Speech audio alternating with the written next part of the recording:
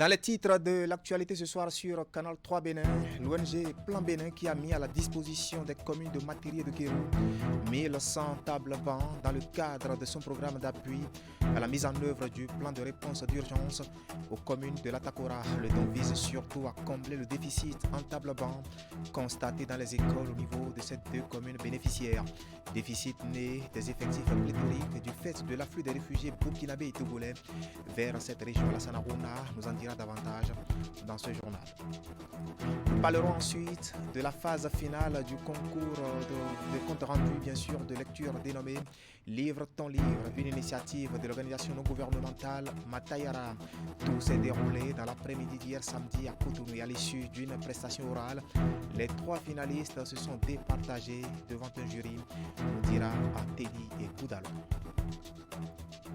Voilà pour le sommaire. Bien bonsoir et bienvenue à notre rendez-vous vespéral de l'actualité. Une œuvre de générosité pour commencer, et c'est avec l'organisation non gouvernementale Plan Bénin qui a mis à la disposition des communes de Matiri et de Kérou 1100 tables bancs dans le cadre de son programme d'appui à la mise en œuvre du plan de réponse d'urgence aux communes de l'Atakora. Le don vise surtout à combler le déficit en matériel, sinon en tables bancs constaté surtout dans les écoles au niveau de ces deux communes bénéficiaires.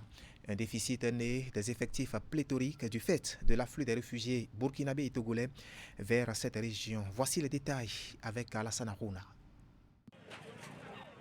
Matiri fait partie des communes de l'Atakora qui accueillent depuis 3 ans les réfugiés burkinabés et togolais en lien avec l'extrémisme violent. Une situation qui a du coup causé la fermeture de certaines écoles dans les zones à risque, provoquant ainsi des effectifs pléthoriques dans les écoles des centres urbains avec pour conséquence une insuffisance drastique de tables bancs dans les salles de classe.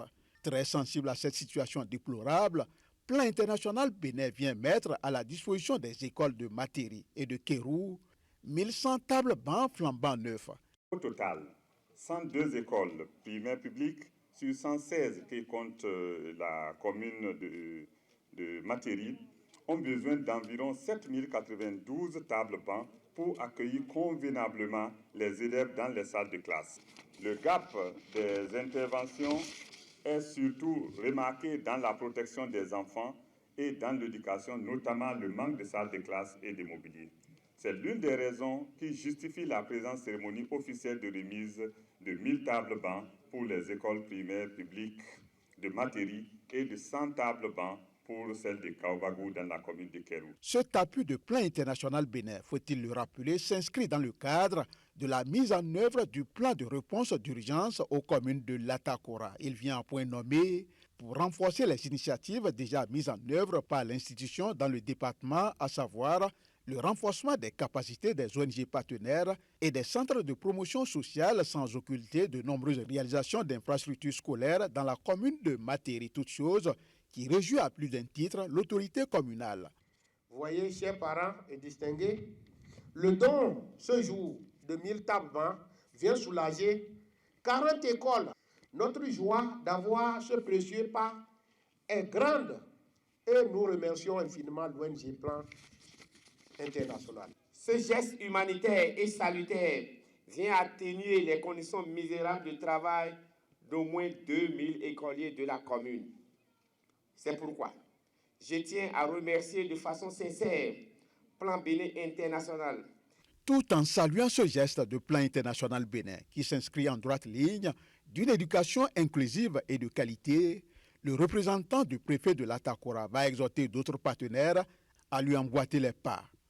Je voudrais donc saisir cette occasion pour réaffirmer nos vœux de voir Plan International Bénin se tenir davantage à nos côtés, soutenir nos efforts, les efforts de Madame le Préfet dans la promotion continue d'une éducation inclusive, de qualité pour la prospérité de notre département, de ses enfants, des citoyens et des générations futures. Aux différents messages d'exhortation pour un bon usage des mobiliers mis à disposition, les bénéficiaires vont prendre l'engagement solennel de les respecter à la lettre. Voilà, c'était un compte rendu signé Alassane Harouna. La phase finale du concours de compte rendu de lecture dénommé Livre ton livre livre l'identité de ces lauréats. Le dit concours initié par L'organisation non gouvernementale Matayara s'est déroulée hier samedi à Cotonou et à l'issue d'une prestation orale, les 3 finalistes se sont départagés devant un jury. C'était en présence de la ministre en charge des Affaires sociales et bien sûr de la présidente de l'Institut national de la femme, Teddy Goudalo, pour le compte rendu. Voici les 3 finalistes retenus à l'issue de la phase écrite du concours de compte rendu de lecture dénommé « Livre ton livre ». Pour les départager, ils sont soumis à une épreuve de prestation orale devant un auditoire resté admiratif. L'exercice principal ici est de convaincre le public en vue de susciter l'envie de lire la nouvelle Marie-Claire de Habib Dakbogan, objet de ce concours. À l'arrivée, c'est la candidate Caroline Sagui qui remporte le trophée. Je suis très contente d'avoir remporté ce premier prix et ma joie ne fait que doubler. Je n'avais pas prévu participer au départ. Je n'ai acheté le livre que le mardi. Le dépôt final, c'était le dimanche. Je me suis vraiment rouée à lire du mercredi au samedi pour faire un compte rendu et une analyse critique du livre. On a juste voulu faire les choses différemment. Habituellement, il y avait juste des sensibilisations dans les établissements, par-ci, par-là, dans les marchés. On s'est dit pourquoi ne pas prendre un élément qui mobilise quand même l'attention, le livre, tout ce qui est littérature, et associer notre cause à cela. Et donc on est allé vers ce talentueux écrivain qu'on ne présente plus, Habib Dakbogan, qui sortait dans la même période un ouvrage Marie-Claire qui touchait la thématique de la dépigmentation. On s'est dit voilà, on va propulser ce livre-là et en même temps pour amener les gens à réfléchir, à se remettre en cause par rapport au sujet, lancer un concours. Et on a mis une cagnotte plutôt considérable. Quand on fait le point de tous les lots reçus, on s'est dit que ça allait captiver la jeunesse, que ça allait amener beaucoup de personnes à, d'une part, revenir à la lecture. Marie-Claire de Habib Dakbogan est un document de 168 pages, partitionné en 6 chapitres.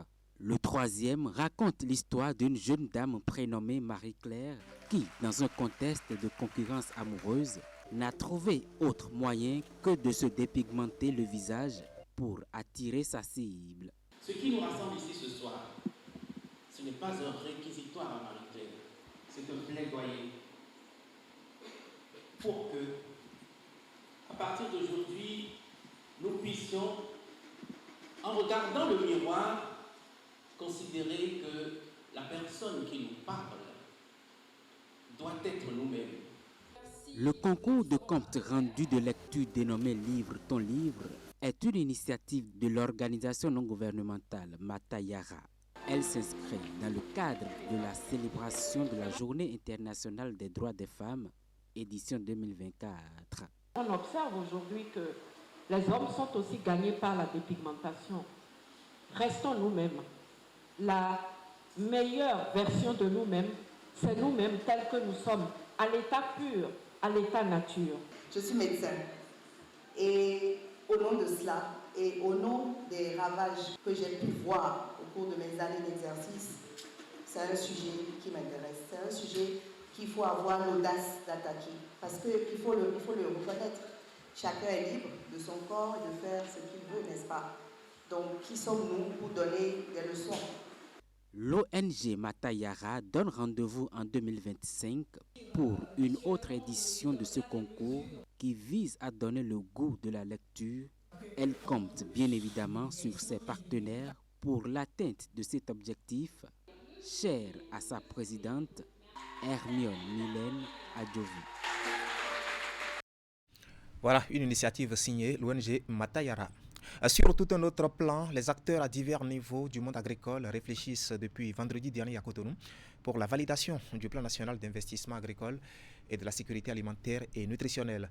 Un plan dont la mise en œuvre s'étend sur 3 ans et une fois validé, le document va contribuer à booster le développement du secteur agricole béninois. C'est ce que nous disent ici Ingrid Day et Eder Humpévi. Le 22 septembre 2022 marquait le début du processus d'élaboration du plan national d'investissement agricole et de sécurité alimentaire et nutritionnelle, 3e génération.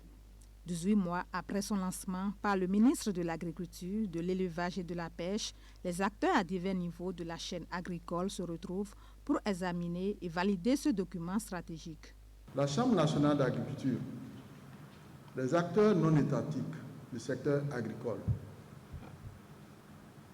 se sont levés comme un seul homme pour contribuer significativement à l'élaboration de ce PNIA-100 génération, troisième génération. Qu'ils vous souviennent que nous martelions depuis plusieurs années qu'il fallait un cadre programmatique des acteurs non étatiques. Mais ce que nous appelions de nos voeux, en réalité, ce n'était que la recherche d'une synergie d'action entre le secteur privé agricole et le secteur public au sein même du cadre programmatique du secteur agricole. C'est le lieu pour les acteurs du secteur agricole de revenir sur les priorités de développement agricole définies dans le document. Plusieurs sujets ont alimenté les discussions devant aboutir à la validation du plan national d'investissement agricole et de sécurité alimentaire et nutritionnelle, troisième génération. Il s'agit entre autres de la synthèse du cadre stratégique et des outils de gestion du document. Je voudrais relever quelques perspectives qui ont structuré l'élaboration de ce document. Les perspectives de l'ananas par rapport notamment au marché chinois. Sans oublier que cette année, nous avons presque doublé nos exportations d'ananas sur le marché européen. Des signaux mondiaux très favorables pour le soja. De nouvelles dynamiques au niveau des organisations, notamment des interprofessions, ce qui doit conduire à des accords interprofessionnels. La mise en œuvre du plan national d'investissement agricole et de sécurité alimentaire et nutritionnelle troisième génération, qui s'étend sur 3 ans, s'aligne sur la vision du gouvernement, celle de faire du Bénin une puissance agricole dans la sous-région. Voilà, c'était un compte rendu signé Ingrid Day. Dans le département des collines, les populations de Okuta-Ossé, dans la commune de Banté, disposent désormais d'une source d'énergie pour éclairer leur milieu de vie. Il s'agit d'une mini-centrale solaire photovoltaïque offerte par le Millennium Challenge Econt à travers son projet OSEF. Notre collègue Imet Elena Moussou a assisté à la cérémonie officielle d'inauguration et de mise en exploitation. Voici son reportage. Une de la série de 12 réalisées sur toute l'étendue du territoire national, l'infrastructure est désormais officiellement mise en service. Implantée à Okuta-Ossé, dans la commune de Banté, la mini-centrale solaire photovoltaïque est construite par l'entreprise Les Soleils du Bénin. Notre mandat et notre vision, c'est d'apporter l'électricité, donc l'énergie aux communautés rurales, exclusivement rurales, mais avec l'engagement qu'on a pu voir dans la première phase du projet et l'engouement qu'on voit aujourd'hui de la part de nos clients et futurs clients, on ne peut avoir que plein d'espoir pour le succès de cette expérimentation. Okuta-Ossé est le premier des 12 soleils du Bénin. Mais à ce jour, effectivement, environ 100 abonnés avec la perspective d'au moins 400. La localité a un potentiel que nous devons d'accompagner. Le tout ne suffit pas de raccorder, il faut pouvoir offrir plus pour montrer que nous sommes au cœur du village pendant toute la vie de la centrale. D'une capacité de plus de 150 kW, l'ouvrage est composé d'un onduleur chargeur de 90 kVA, un onduleur photovoltaïque de 127 kVA, des batteries qui assurent le stockage de l'énergie d'une capacité de 266 kW avec un groupe électrogène de 90 kVA. Il y a aussi 3,8 km de lignes linéaires du réseau BT avec des points d'éclairage installés pour desservir plus de 3000 abonnés. Le prix de cession de l'énergie aux abonnés clients varie de 170 à 220 francs le kilowatt. En mettant en service cette centrale solaire, le gouvernement du Bénin vient de jeter les bases du développement économique et social de notre pays. C'est un projet qui agit aussi bien sur les conditions de vie de la population. Il faut être en même temps l'économie locale. Je voudrais plaider pour que, au-delà de Okuta-Ossé, que ce projet s'étende encore à d'autres localités du département qui sont, je vous assure, sont encore plus reculées que Okuta-Ossé. Fruit de la bonne coopération entre le Bénin, la France ainsi que les États-Unis, le joyau vient en complément aux efforts fournis par l'exécutif en vue de favoriser aux populations l'accès à l'électricité de qualité en quantité suffisante et à un prix acceptable, réalisé sur un cofinancement du gouvernement béninois et du peuple américain à travers le programme du Millennium Challenge et compte du Millennium Challenge Corporation. L'ouvrage est mis en exploitation sur concession sur une durée de 20 ans. Les États-Unis sont fiers d'avoir favorisé l'accès à l'électricité l'énergie électrique à plus de 200 000 personnes pour la première fois sur toute l'étendue du territoire. L'assistance apportée au Bénin par le Millennium Challenge Corporation représente un symbole emblématique de notre relation. L'accès à l'électricité n'est plus un luxe aujourd'hui. C'est devenu aujourd'hui un droit fondamental, un levier puissant et indispensable pour le développement socio-économique de nos communautés. C'est pour cette raison qu'il y a eu une véritable accélération, mais le rythme n'est pas suffisant. Il nous faut aller vers des solutions différentes, complémentaires de la solution traditionnelle. À la suite de la phase protocolaire de la cérémonie, les officiels et la population ont eu droit à une visite du site. Voilà, c'était Imet Hélène Amoussou. Et dans le reste de l'actualité ce soir sur Canal 3 Bénin, le programme de renforcement des capacités des acteurs du secteur de l'énergie au Bénin, lancé en 2017 et qui arrive à son terme. La clôture officielle a été faite en milieu de semaine à travers une cérémonie au cours de laquelle les résultats atteints ont été présentés. Cette activité s'est déroulée sous les yeux des représentants des partenaires du programme. Hugues Vignigbe et Der Hongpevi pour les détails. De formation en la matière, les principaux acteurs de la mise en œuvre du programme de renforcement des capacités des acteurs du secteur de l'énergie au Bénin sont réunis dans ce cadre pour un événement marquant. Procéder officiellement à la clôture de ce programme après 7 ans de mise en œuvre. Améliorer le cadre institutionnel de l'énergie au Bénin. Tel est l'objectif global assigné au projet RECASEB. Cette rencontre est l'heure du bilan. À cet événement qui couvre la mise en œuvre de l'ensemble des réalisations du projet RECASEB, lequel projet a contribué à la réalisation concrète d'actions et d'études, à la mise en place de nouvelles structures et d'un système d'information national de l'énergie dénommé SINEM. Et notons au passage que le SINEM est un outil modèle de collecte, d'évaluation, de la gouvernance et de la planification pour le secteur de l'énergie.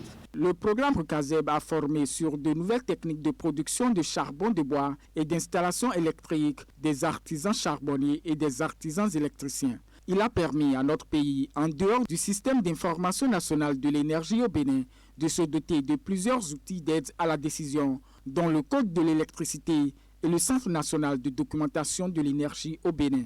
Tout cela a été possible grâce à l'appui des partenaires techniques et financiers.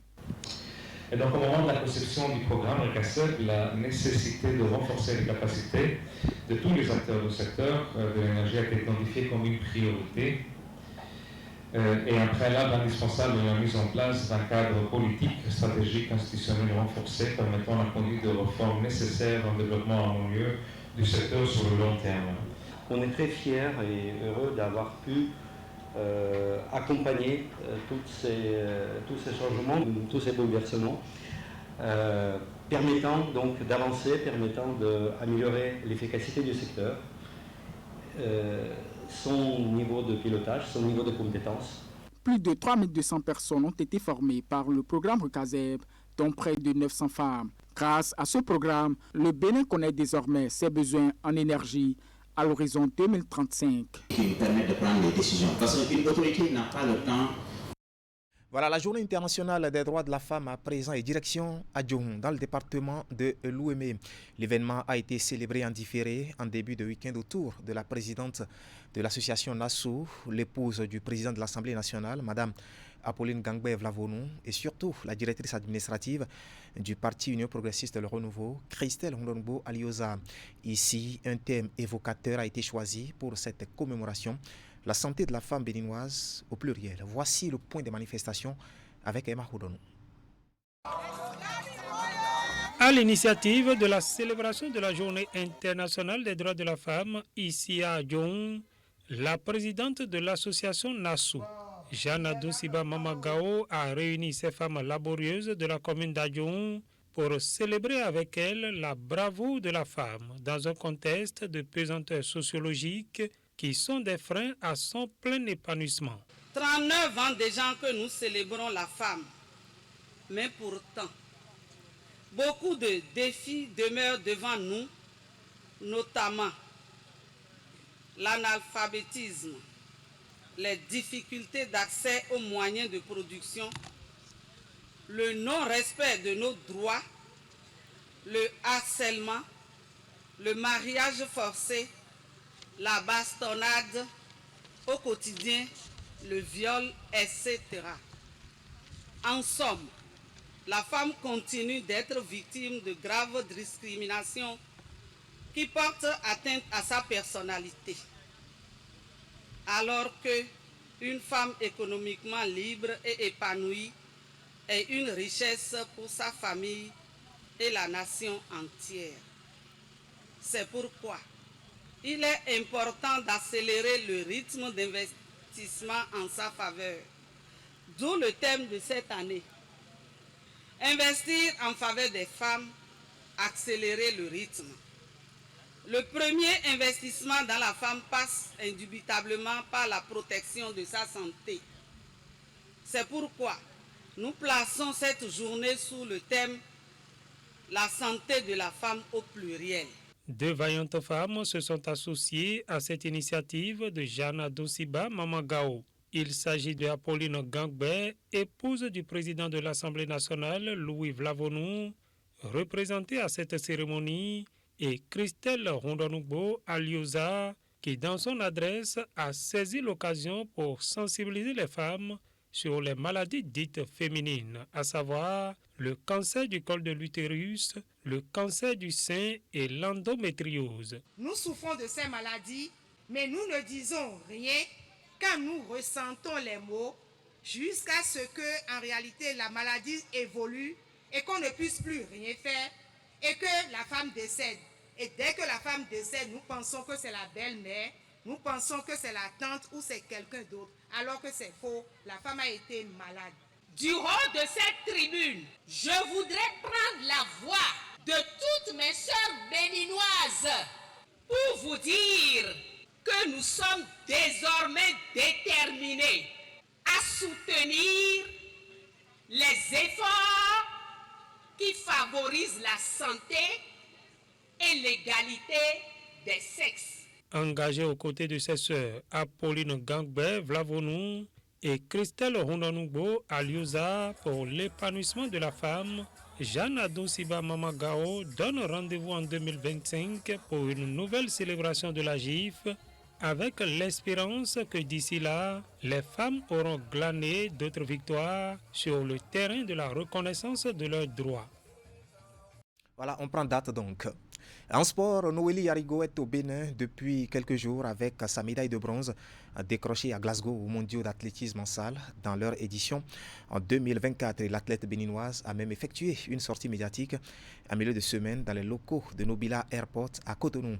Entourée pour la circonstance des dirigeants du groupe Nobila dont elle est l'égérie, bien, l'athlète béninoise a notamment livré à la presse les secrets de sa performance. Pour l'occasion de ce point de presse a été saisi pour distinguer les meilleurs athlètes. On va faire le point avec Hugues Vingbe et Eder Mpevi.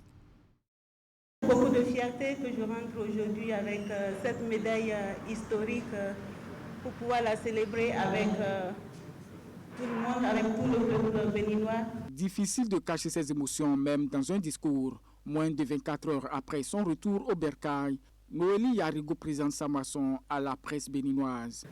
Elle vient de me rajeunir et je ne suis pas prête à m'arrêter tout de suite.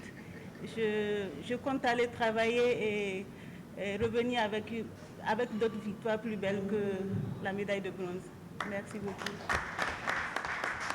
Cette première sortie se fait avec Nobila Assurance, dont elle est l'égérie, un partenariat basé sur la performance. Et celle que vient de réaliser la jeune athlète béninoise au championnat du monde d'athlétisme en salle mérite d'être célébrée. Ce qui se fait ici en présence des dirigeants du groupe Nobila.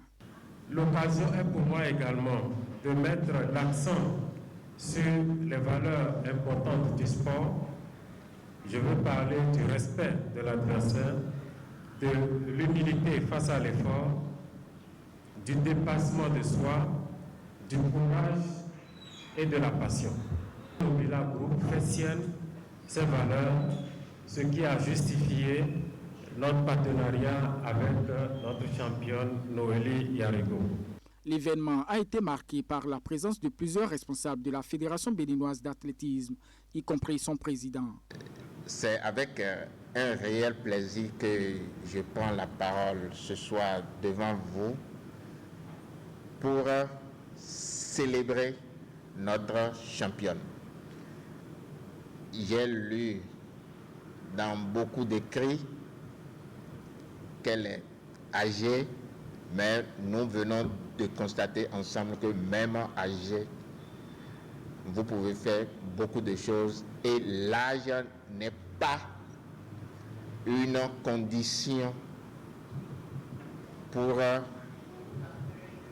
ne pas faire la performance. D'autres athlètes, les meilleurs au plan national, sont également célébrés. Si celles évoluant au pays ont bénéficié d'une couverture santé d'une valeur de 2 millions de francs CFA, Noélie Yarigo s'est vue octroyer une couverture responsabilité civile de 5 millions de francs CFA. Elle a également eu droit à une semaine détente en pension complète. L'activité s'est achevée par une séance de dédicace de la nouvelle médaille mondiale. Voilà le fruit de beaucoup d'efforts. Ainsi va l'actualité ce soir sur Canal 3 Bénin. Le journal, lui, a été préparé par l'ensemble de la rédaction qui, par ma voix, se joint à l'équipe technique pour vous remercier de nous avoir suivis. Bonne fin de week-end à toutes et à tous.